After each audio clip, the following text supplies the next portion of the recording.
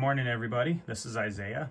I just wanted to do a really short video of the big tag with back caps off.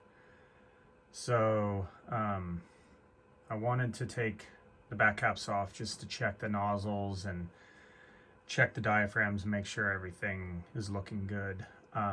There was a couple bells that were kind of acting funny, so I figured I'd take the back caps off and take a look.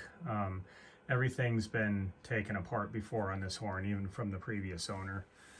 So I don't have to worry about broken bolts, anything like that, which is really good. So we'll start with the number 1 bell. So this is very odd. This is the blue paint that I was telling everybody about right here.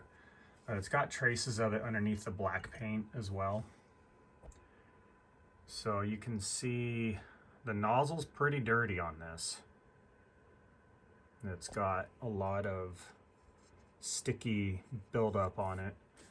So what I'm going to do is I'm going to take Max starting fluid and a towel, and I'm going to clean all that stuff off of there. And then you can see the diaphragms are pretty dirty too. You can see that blue paint on those. Isn't that crazy?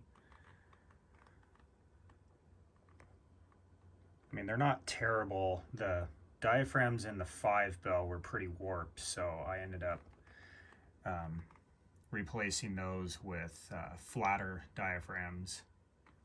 I think the warped diaphragms were really making that bell come on way too soon and end way too later. guess how you put it. Excuse me. So let's go on to the 2 bell. 2 bell looks pretty good. The 3, got how deep that bore is, not crazy. That looks pretty good. I'll end up just cleaning it off just to be safe. And then the 4A, that one's got some gunk on it too.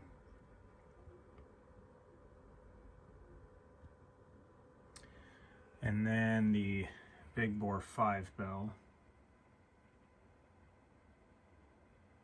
which still has a little crud on it. I cleaned it off the other day.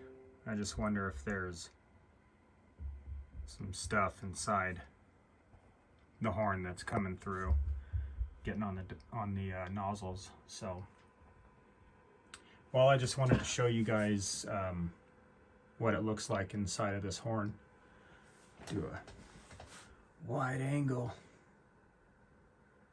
This sounds pretty good.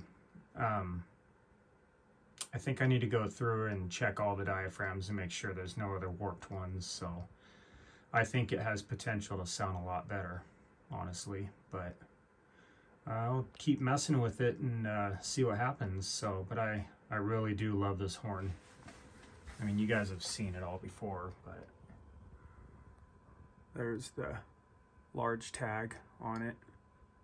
Still has the original paint on it, which is really neat. So anyways, I'll clean this thing up and test her out again and see if it makes any bit of difference. If you guys, I know it's kind of hard to, but have any ideas of what this thing could possibly be off of with the blue paint, the black paint, any ideas would be helpful. I know how difficult it is to figure out where these things come from. So, but anyways, all right, you guys have a good day.